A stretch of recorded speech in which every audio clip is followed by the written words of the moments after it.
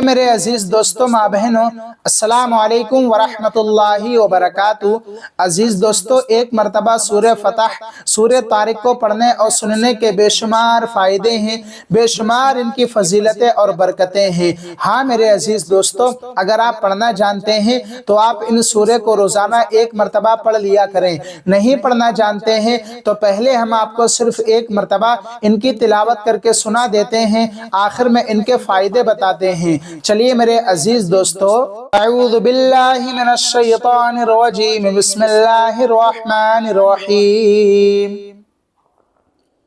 इन्ना फतहना लक फतहन मुबीना लियग़फ़िर लकल्लाहु मा तक़द्दम मिन ज़ंबिक वमा तअख़्ख़र वयुतिम्म निअमतहु अलैक वयहदियक सिरातन मुस्तक़ीमा वयंसुरकल्लाहु नस्रन अज़ीज़ा हुवल्लज़ी अंज़लस्सकीनत फ़ी क़ुलूबिल मुअ्मिनीन लियज़्दादू ईमानम मअ ईमानिहिम वलिल्लाहि जुनूदुस्समावाति वल अर्द वकानल्लाहु अलीमन हकीमा लियुदखिलल मुअ्मिनीना वल मुअ्मिनाति जन्नातिन तजरी मिन तहतिहल अनहारु खालिदीन फीहा वयुकफ्फिरु अन्हुम सय्यिआतिहिम वकान ज़ालिका इंदल्लाहि फौज़न अज़ीमा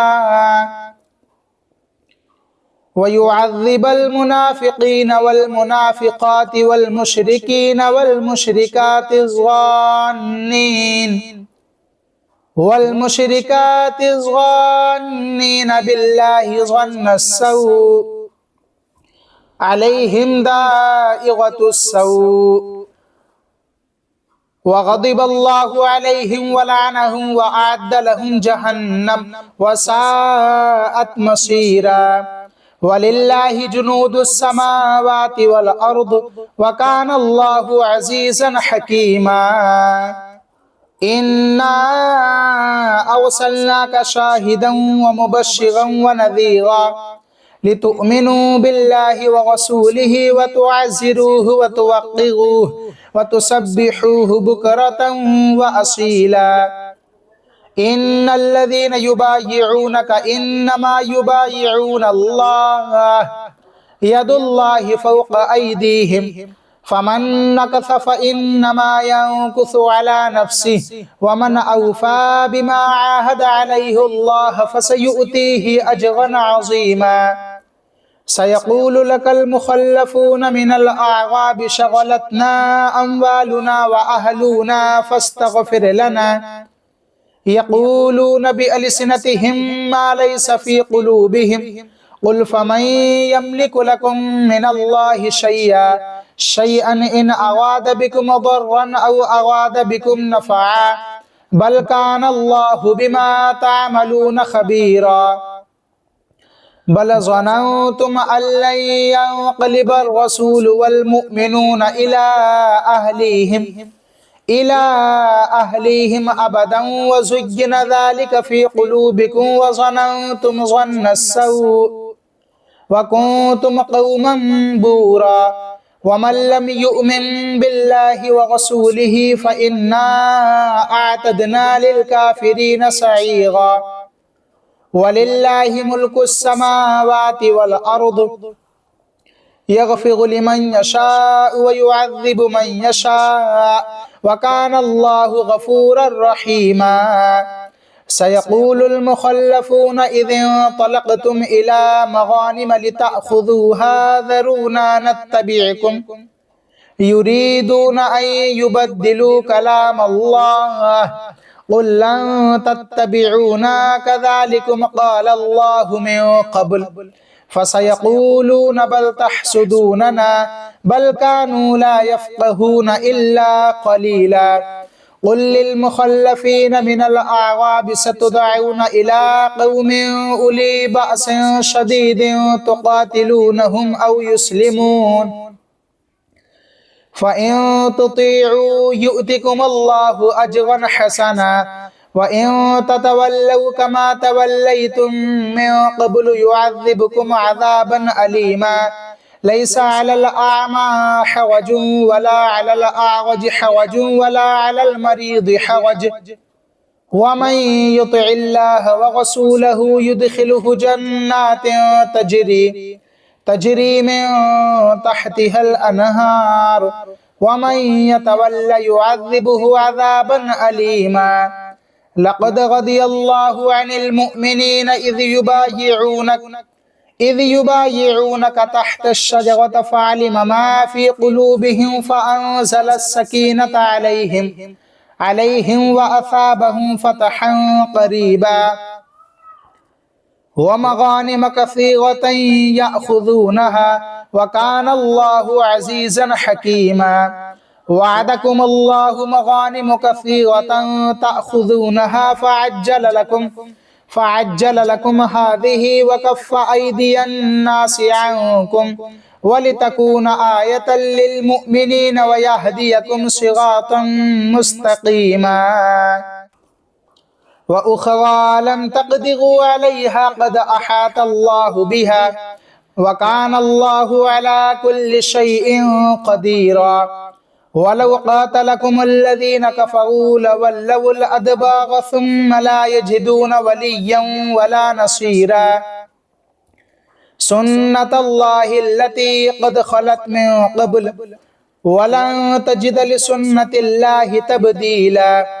وهو الذي كف أيديهم عنكم وأيديكم عنهم ببطن مكة من بعد أن أظفركم عليهم وكان الله بما تعملون بصيرا هم الذين كفروا وصدوكم عن المسجد الحرام والهدي معكوفا أن يبلغ محله ولولا رجال مؤمنون ونساء مؤمنات لم تعلموهم أن تطؤوهم فتصيبكم منهم معرة بغير علم ليدخل الله في رحمته من يشاء لو تزيلوا لعذبنا الذين كفروا منهم عذابا أليما إذ جعل الذين كفروا في قلوبهم حمية الجاهلية فأنزل الله سكينته على رسوله وعلى المؤمنين وألزمهم كلمة التقوى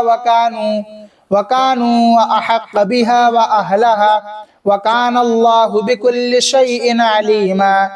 لقد صدق الله رسوله الرؤيا بالحق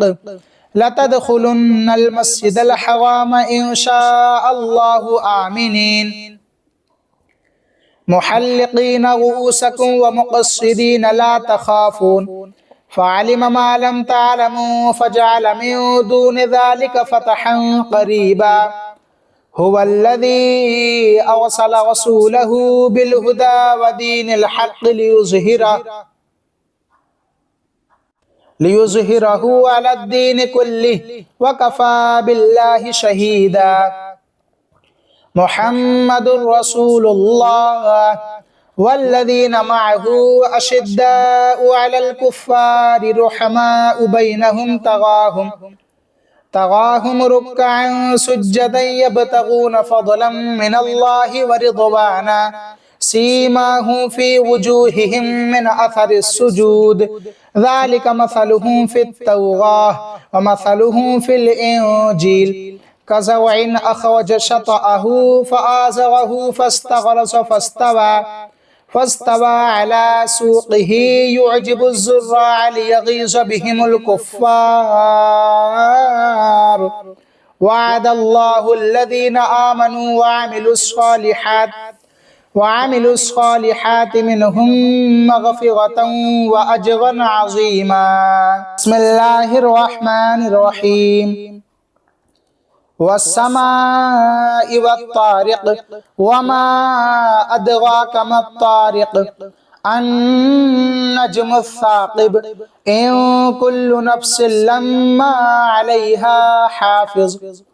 فَلْيَنْظُرِ الْإِنسَانُ مِمَّا خُلِقَ مِن مَّاءٍ دَافِقٍ يخرج من بين الصلب والترائب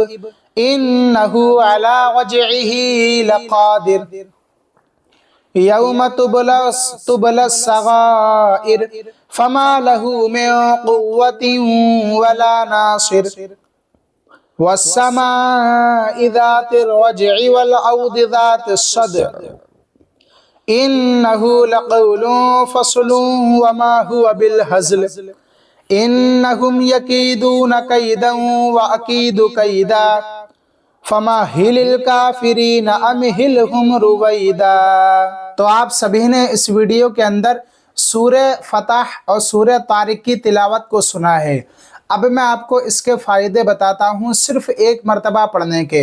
اور جب آپ فائدے سنیں گے جانیں گے تو انشاءاللہ پورے یقین کے ساتھ کہتا ہوں آپ روزانہ صرف ایک مرتبہ ضرور پڑھا کریں گے۔ نہیں پڑھنا جانتے ہیں، آپ کو پڑھنا نہیں آتا ہے تو آپ ضرور سنا کریں گے، کیونکہ اس لیے ہم نے آپ کو اس ویڈیو کے اندر سورہ فتح اور سورہ طارق کی تلاوت کر کے سنائی ہے۔ عزیز دوستوں، ماں بہنوں، آپ اچھی اور سچی نیت کے ساتھ روزانہ صرف ایک مرتبہ سن ہی لیا کریں۔ صبح میں سن لیا کریں مارننگ میں، یا پھر رات میں نائٹ میں سن لیا کریں، جب آپ کو وقت ملے پورے دن میں کبھی بھی آپ ضرور سن لیا کریں۔ اس کے فائدے آپ کو بتاؤں عزیز دوستو، اگر آپ کے دل میں کوئی تمنا ہے، کوئی مقصد ہے، یا کوئی آپ کے دل میں کوئی یعنی کسی چیز کو لے کے ٹینشن ہے، کچھ آپ کرنا چاہتے ہیں زندگی میں، آپ کا مقصد ہے، منزل ہے، آپ اسے پانا چاہتے ہیں، تو اگر آپ نے اس وظیفے کو ضرور کرتے رہے، عمل کے طور پر اسے روزانہ پڑھنے اور سننے کی ایک عادت بنا لی، ایک معمول بنا لیا، تو انشاءاللہ آپ کے دل میں جو مقصد ہے، ہر مقصد آپ کا پورا کرے گی یہ سورہ۔ ہاں میرے عزیز دوستو، یہ فضیلت اور برکت ہے سورہ فتح اور سورہ طارق کی، اور آپ سب جانتے ہیں سورہ فتح قرآن شریف کے 26ویں پارے میں موجود ہے اور 26ویں پارے میں ہی مکمل ہو جاتی ہے۔ سورہ طارق قرآن شریف کے 30ویں پارے میں شروع ہوتی ہے اور 30ویں پارے میں ہی مکمل ہو جاتی ہے۔ یہ کوئی بڑی صورتیں نہیں ہیں، آپ آسانی سے سن سکتے ہیں، سننے میں آپ کو زیادہ بھی وقت نہیں لگے گا۔ اور اس کا ایک فائدہ اور بتاؤں، اگر آپ کا کوئی کام رکا ہوا ہے یا پھر آپ کا کوئی کاروبار رکا ہوا ہے، کسی بھی چیز کا آپ کاروبار کرتے ہیں، جائز کاروبار ہے آپ کا، یا پھر آپ کی دکان ہے وہ ٹھپ ہو گئی ہے، چل نہیں پا رہی ہے، آپ پریشان ہیں، ڈپریشن میں ہیں کہ میرے آگے